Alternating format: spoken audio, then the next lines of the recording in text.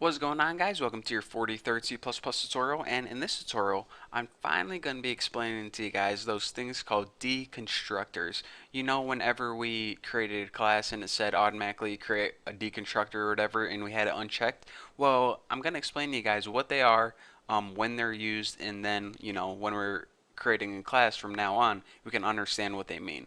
So the first thing I want to say is a deconstructor is basically code that runs automatically upon the destruction of your object, and that's the technical term for it. But basically, at the end of your program, when all your memory is getting freed up and your program's ending and all your objects are getting destroyed and you want a little bit of code to run, that's when your deconstructor is going to run. So as soon as you create an object, the constructor runs. Well, as soon as it's deleted, the deconstructor runs. So that's basically, when that happens.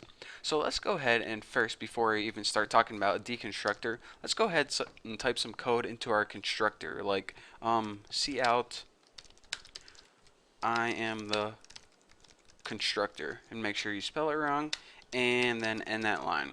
So now we can see if we go ahead in the main.cpp and create, come on keyboard, type regular, and create a Sally object. So Sally so, and then after this, really, fire truck, are you really gonna run right behind me in the middle of this tutorial?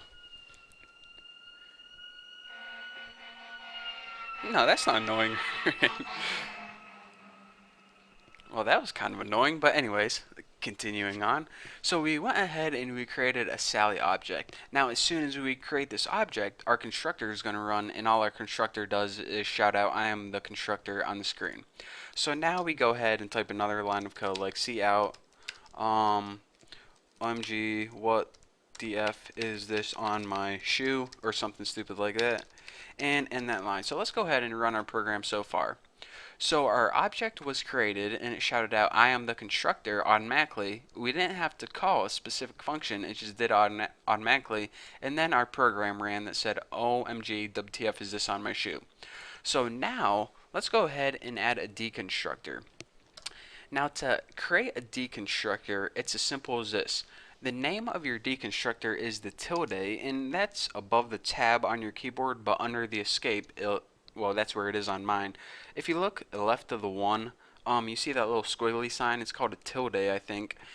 At least that's what I call it. So go ahead and type that, and then type your class name, which is Sally. So basically, your deconstructor looks the exact same as your constructor, except it has that little squiggly tilde above it. So now let's go ahead and create the body of it. And again, it's the exact same as your constructor, except it has that little squiggly tilde right before it. So another thing I want to point out is this. Whenever you're creating a destructor, it has no parameters. No matter what, you can never give it parameters. Also, it never has a return value. You can't even give it void. And aside from that, there's no deconstructor overloading. You have one deconstructor and that's it. You can't have different versions of your deconstructor. So basically, it's really? Another fire truck? Are you serious? This is gonna run right past me. You guys hear that? Yeah, I'm just continuing on with my tutorial anyways. And I really don't feel like redoing it, so sorry guys. So basically, whenever your object is first created, your constructor is going to run. And whenever your object is automatically deleted or, destroyed, I mean, that's a technical term for it, your deconstructor is going to run. So let's go ahead and type some code and cout I am the deconstructor, and make sure you type that very wrong, and then go ahead and end that line. And let's go ahead and take a look at our main, and I'll explain to you guys what's going on. Our first line of code, we created a Sally object. So right after it, right around here, our constructor is going to get called, and our constructor shouts out, I am the constructor. So then, after this, it goes ahead and it runs the program. OMG, WTF is this on my shoe? So the next line of code is going to be this, excuse me. Now, after this line of code is running, it's going to see that it got to the end of the program. Whenever it gets to the end of your program, C++ automatically destroys all your objects. So by default, automatically it's going to call your deconstructor for this object right here. So let's go ahead and build and run this and see what happens. I am the constructor, OMG, WTF is this on my shoe, and I am the deconstructor. So as you can see, it automatically called the deconstructor and constructor for us. So another thing I want to point out is when your program is finished running, that's when your deconstructor is going to get called. So again, your constructor and your deconstructor, you don't have to explicitly call them like you would another function inside your class. They get called automatically. And again, remember, whenever you're creating your constructor, it's basically a duplicate of the constructor, except you need a little tilde right there.